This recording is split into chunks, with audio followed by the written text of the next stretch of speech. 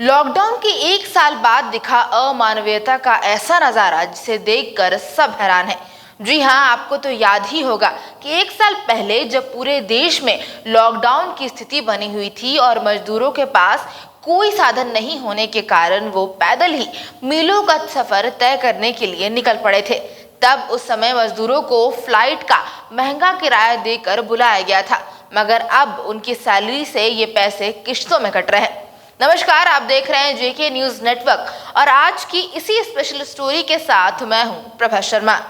मजदूरों से फ्लाइट के पैसे वसूलने वाली इस खबर से तो एक चीज महसूस होती है कि अपना काम निकलवाने के लिए बड़ी बड़ी कंपनियां छोटे कर्मचारियों का शोषण करने से भी बाज नहीं आती हैं। आपको बताते चलूं कि पिछले साल लॉकडाउन खुलने के बाद जिन मजदूरों को फ्लाइट का टिकट देकर काम पर बुलाया गया था, अब उनकी सैलरी से किराए के पैसे काटे जा रहे हैं।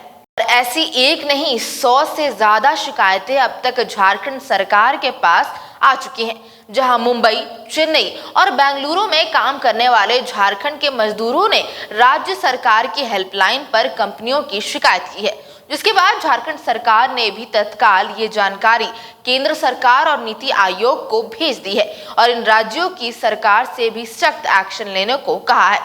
इस मामले में एक मजदूर ने झारखंड सरकार की हेल्पलाइन पर फोन कर बताया कि उसकी कंपनी ने उसे फ्लाइट से चेन्नई बुलाया था। उस समय उससे कहा गया था कि ये खर्च कंपनी उठा रही है, लेकिन अब किराए की रकम को उसकी सैलरी से किश्त बनाकर काटा जा रहा है।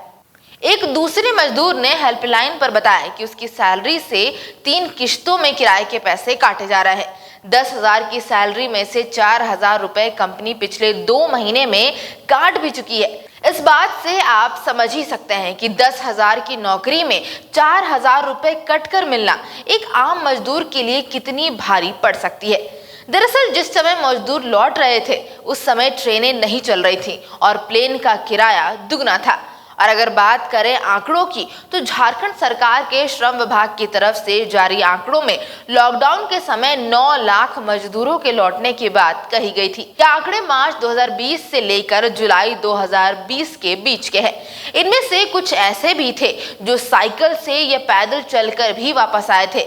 महीनों अपने गांव में रहने के बाद जब रोजगार की व्यवस्था नहीं हुई तो ये मजदूर वापस महानगरों में लौट गए। श्रम विभाग की हेल्पलाइन को लीड कर रहे जॉनसन टोपनो ने बताया कि सैलरी से किराया काटना वेजेस एक्ट 1936 का उल्लंघन है। ये अमानवीय है। लॉकडाउन जैसी विषम परिस्थितियों में भी इस तरह का व्यवहार कहीं से भी जायज नहीं है। झारखंड सरकार ने केंद्र सरकार और संबंधित राज्य सरकारों से कंपनी के खिलाफ तत्काल कार्रवाई करने को कहा है।